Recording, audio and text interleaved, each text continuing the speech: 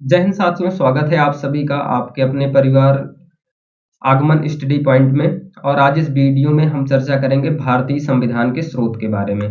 यानी कि जो भारतीय संविधान के स्रोत हैं, कहाँ से क्या चीजें ली गई हैं, कितने देशों के संविधान का अध्ययन किया गया। तो चलिए वीडियो को स्टार्ट करते हैं। हम सबसे पहले आपके सामने रखा गया है कि भारतीय संविधान के स्रोत। तो भारतीय संविधान के स्रोत का क्या अर्थ है, उसको हम लोग इस लाइन में पढ़ेंगे और जानेंगे कि जब भारतीय संविधान सभा ने संविधान के निर्माण की प्रक्रिया शुरू की तो उसके पास में यह विकल्प उपलब्ध था कि जिन देशों के संविधान पहले से लिखे जा चुके हैं उनके संविधानों में से उपयुक्त उपबंधों को भारतीय संविधान में शामिल कर लिया जाए। यानी कि जब भारतीय संविधान सभा ने संविधान निर्माण की प्रक्रिया शुरू की तो अब भाई कहाँ से क्या चीजें लेनी है, तो उसके लिए क्या हुआ कि संविधान निर्माताओं ने 60 देशों के संविधान का अध्ययन किया। ये प्रश्न बन जाता है कि संविधान निर्माताओं ने हमारे भारतीय संविधान का निर्माण करने के लिए कितने देशों के संविधान का अध्ययन किया गया है। तो हमारा उत्तर होना चाहिए 60 देशों के संविधान का अध्ययन किया गया है। अब इसके बाद में दूसरा पॉइंट है कि 10 देशों के संविधान से तथ्यों को लिया गया है। इसका क्या अर्थ है कि यानी कि 60 देशों के संविधान का अध्ययन किया गया, यानी कि पढ़ा गया, उसमें देखा गया, समझा गया, लेकिन संविधान के तथ्यों को लिया कितने देशों से गया, तो 10 देशों से लिया गया था। अब इसके बाद अगला पॉइंट है कि भारतीय संविधान पर सबसे ज्यादा प्रभाव किसका पड़ा।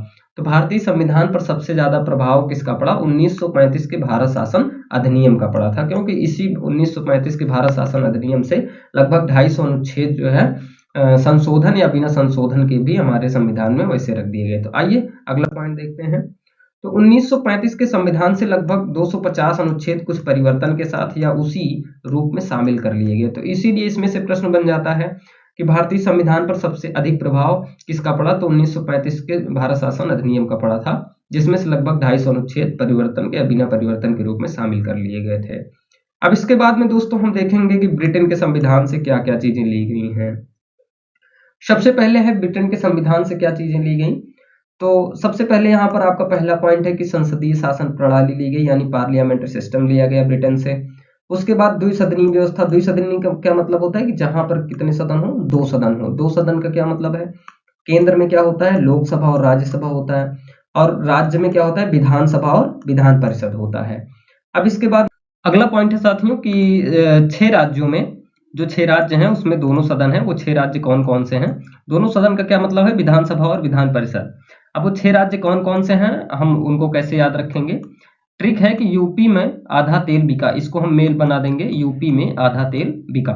और कैसे हम इसको क्रमवाइज रखेंगे कि यूपी का मतलब होता है उत्तर प्रदेश, माँ का मतलब महाराष्ट्र, आधा का मतलब आंध्र प्रदेश, और तेल का अर्थ है कि यहाँ से तेलंगाना, और बिका का क्या अर्थ निकलेगा, बिहार।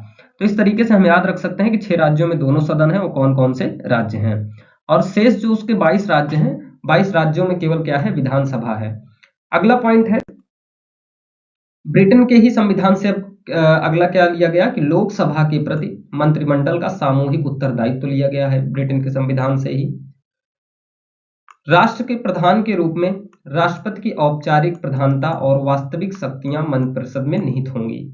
इसका क्या अर्थ है उसको समझिए थोड़ा सा। राष्ट्र के प्रधान के रूप में राष्ट्रपति की औपचारिक प्रधानता, यानी कि औपचारिक रूप से राष्ट्रपति तो प्रधान रहेगा, लेकिन वास्तविक जो शक्तियां होंगी वो किसमें समाहित होंगी, वो मंत्रिपरिषद में निहित होंगी। इसके बाद में है एकल न्यायिक प्रणाली, यानी कि सिंगल जुडिशरी सिस्टम कहां से लिया गया है, ब्रिटेन से ही लिया गया है। उसके बाद है विधि निर्माण की प्रक्रिया। विधि का क्या मतलब होता है, यानी कि कानून, यानी कि रूल्स ऑफ लॉ। तो विधि का शासन जो है, यानी कि कानून निर्माण की प्रक्रिया कहां से लिया गया है, तो ब्रिटेन से लिया गया है। एकल नागरिकता कहां से ली गई है, यानी सिंगल सिटीजनशिप जिसको कहते हैं आप, एकल नागरिकता भी कहां से लिया गया, ब्रिटेन से लिया गया। ये मोस्ट इंपॉर्टेंट है, ये क्वेश्चन पूछा जाता है। अगला है विधायिका के सदस्यों के विशेषाधिकार एवं मुक्तियां हैं। विधायिका में अध्यक्ष की भूमिका है। सर्वाधिक मत के आधार पर चुनाव जीत की प्रक्रिया, ये भी इंपॉर्टेंट है, ये भी क्वेश्चन पूछा जाता है। तो इसके साथ में हम अगला पॉइंट देखेंगे। अगला पॉइंट है कि आयरलैंड के संविधान से क्या लिया गया। वो जो चीजें पीछे थी, इसको सबको कहां से लिया गया था, इसको सबको जो है ब्रिटेन के संविधान से लिया गया। अब हम लोग देखेंगे कि आयरलैंड के संविधान से क्या लिया गया है। तो आयरलैंड के संविधान से देखते हैं, यहाँ पर पहला पॉइंट है क्या, राज्य के नीति निदेशक तत्व लिया गया है, यानी कि directive principle of state policies, यानी कि डीपीएसपी। उसके बाद में राष्ट्रपति का निर्वाचक मंडल एवं पद्धति कहाँ से ली गई है? आयरलैंड के संविधान से लिया गया है। अगला पॉइंट है कि साहित्य, कला, विज्ञान, समाज सेवा में योगदान के आधार पर राज्यसभा में कुल 12 सदस्यों का मनोनयन किसके द्वारा? राष्ट्रपति के द्वारा। ये कहाँ से लिया गया? आयरलैंड के संविधान से लिया गया है। तो साथियों ये तीनों इंपॉर्टेंट हैं, इसमें से क्वेश्चन पूछ लिया जाता है। नेक्स्ट हमारा पॉइंट है क्या? अमेरिका के संविधान से क्या चीजें ली गई? तो सबसे पहले यहाँ पर पहला पॉइंट है कि मूल अधिकार यानी फंडामेंटल राइट्स लिए गए हैं। उसके बाद में प्रस्तावना, यानी कि जो प्रस्तावना है उसका विचार कहाँ से लिया गया है? वो भी अमेरिका के संविधान से लिया गया है। अगला पॉइंट है कि राष्ट्रपति पर महाभियोग की प्रक्रिया, यानी ये महाभियोग की प्रक्रिया क्या होती है, इसलिए मैंने ब्रैकेट में लिख दिया है ताकि आपको समझ में आ जाए। राष्ट्रपति को पद से हटाने के लिए जो क्रिया होती है, जो प्रक्रिया होती है, उसको हम लोग महाभियोग करते हैं। ऐसा नहीं है कि आप राष्ट्रपति हैं, अब हमारा मन नहीं कर रहा है कि राष्ट्रपति से आप पद से हट जाइए और आपको आज हटा दिया जाएगा, ऐसा नहीं होता। उसके लिए एक महाभियोग की प्रक्रिया होती है। इसी महाभियोग प्रक्रिया के तहत जो है राष्ट्रपति को अपने पद से हटा दिया जाता है। उसके बाद में अब हटाया कब जाएगा? यानी कि जब कोई इलीगल जो है कार्य करेंगे या इलीगल गतिविधियों में संलिप्त पाए जाएंगे, तब उसको हटाया जा सकता है। अगला लिखा गया है क्या? न्यायिक पुनर्विलोकन। ये भी प्रक्रिया कहाँ से ली गई? अमेरिका के संविधान से लिया गया है। सर्वोच्च न्यायालय एवं उच्च न्यायालय के न्यायाधीशों को पद से हटाए जाने की प्रक्रिया कहाँ से ली गई है? वो भी अमेरिका के संविधान से लिया गया है।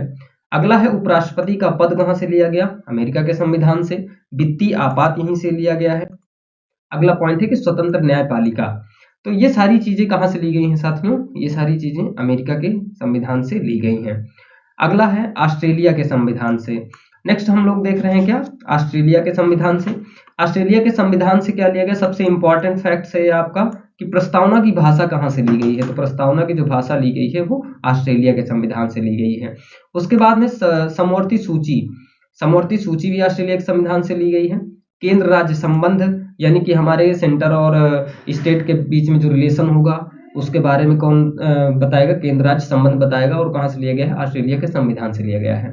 अगला है संसद के दोनों सदनों की संयुक्त बैठक, यानी कि ज्वाइंट सेशन ऑफ पार्लियामेंट। तो ये कहाँ से लिया गया है? ऑस्ट्रेलिया के संविधान से लिया गया है। नेक्स्ट पॉइंट में हम देखेंगे कनाडा के संविधान से क्या लिया गया। तो कनाडा के संविधान से देखते हैं, राज्यों में राज्यपाल की केंद्र द्वारा नियुक्ति, और नियुक्ति कौन करेगा? राष्ट्रपति करेगा।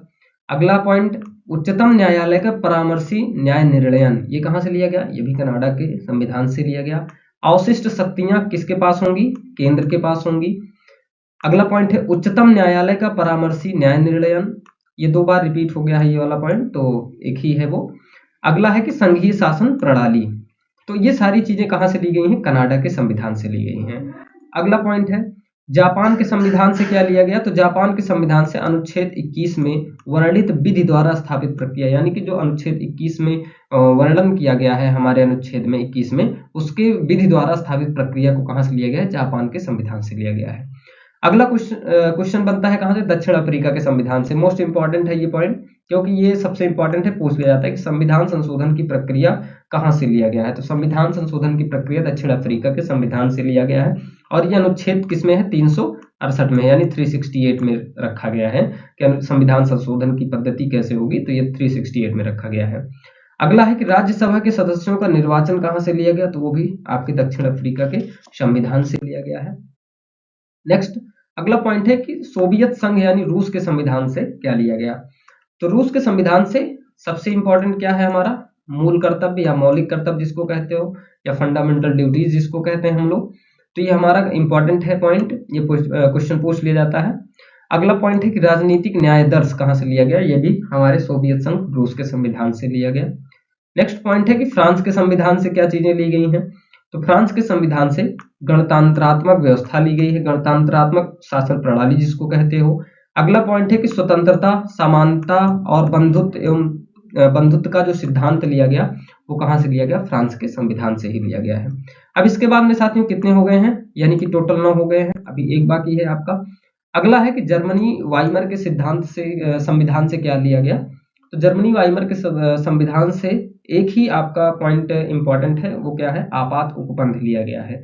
तो आपात उपबंध तक की बातें हमारी क्लियर हुई, क्योंकि हमारे 10 देशों के संविधान से हमारे पॉइंट को लिया गया था, और ये 10 देशों के संविधान के पॉइंट्स के बारे में मैंने आपसे चर्चा कर ली है।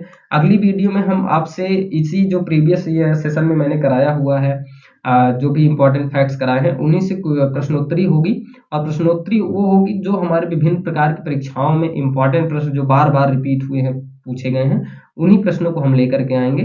तो मिलेंगे आपसे अगली वीडियो के साथ में। जय हिंद।